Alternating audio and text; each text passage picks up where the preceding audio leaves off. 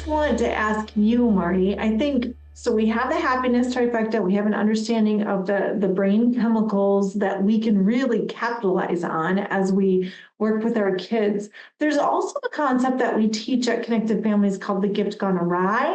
And you've mentioned sensitive and intense. So I wonder, I think you have a story around lawn mowing. I Do you want to do. share about that and how that all worked out with your kids? Yeah, yeah. I think it's really important to ask that question, like what's going on in my child, right? I think sometimes we can see their resistance to a chore or their unwillingness, maybe even to do a chore as defiance, as them kind of digging their heels in and not wanting to help the family, right? And that can create a lot of feelings inside of us. And so I think it's important to figure out what's going on underneath the surface with our kids.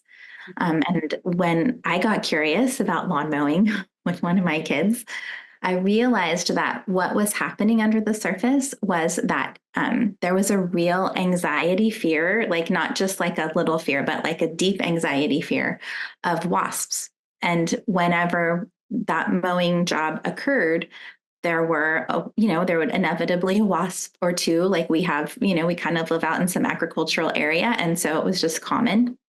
No matter how many times we tried to spray, like it was just part of our situation. And so once I got curious, okay, so that's what's happening. How can I come alongside my child and help them through this anxiety that they're having? It's not defiance. They don't want to help or they don't want to mow. There's something standing in the way. So I think that's really important to get curious about what's going on. Is it a just right challenge? Is it something that we've even modeled well enough for them to be able to do? Is it something that their little body is even capable of doing, right? Is there some scaffolding that needs to take place in order to make this a just right challenge? And so I think that's really important, especially when we're dealing with kids that are neurodivergent or have some anxiety or something else going on. I think it's really important to look underneath and see. Yeah, and whether you know it or not, whether you officially know that there is something going on or not, we just always want to be curious with our kids and ask questions about maybe any resistance to a chore and find out and wow, just how heard would a child feel if we're really being curious and asking what's going on and then coming alongside. And I know I started doing this method when my kids were in middle school. And that was that when it came to chore day, I would just make my list on the notepad and I would leave it on the island.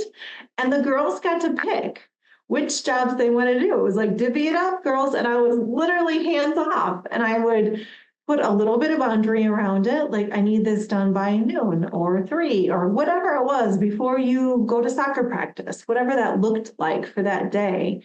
But I could be hands off. And I had already talked to them ahead of time, probably around what the expectations were for each of those jobs.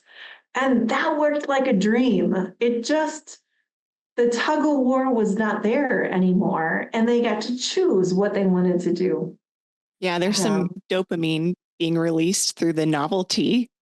It's not just the same mundane chores each time, but there's some choice and novelty in that. Today I'm going to choose this one, and tomorrow I might do this other one. Yeah. Maybe even some play, like how I wonder if there was even any racing each other or anything like that.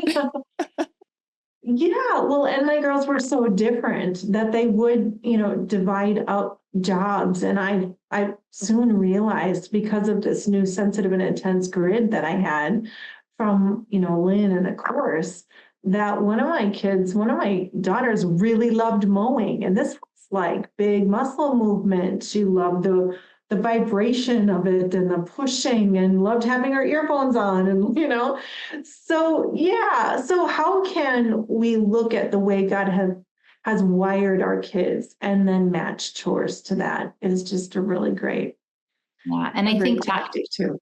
That's what we did too, Stacy. That worked really well. We used a whiteboard and I would write down the list for Saturday morning and they would come put their initial by it. But for one of my kids that had delayed executive function skills, that was even hard sometimes. He would forget what he was supposed to do. So I created a little lanyard for him and I wrote the 4 things that he had picked down on his lanyard upside down so we could flip it up and look at it and remember what he was supposed to do. And so I think, anytime we can kind of bring in those little helps when we see a kiddo struggling, even if we've, kind of done this, we've tried to create this dopamine hit, with this list. Sometimes even, our kids need even a little bit more help.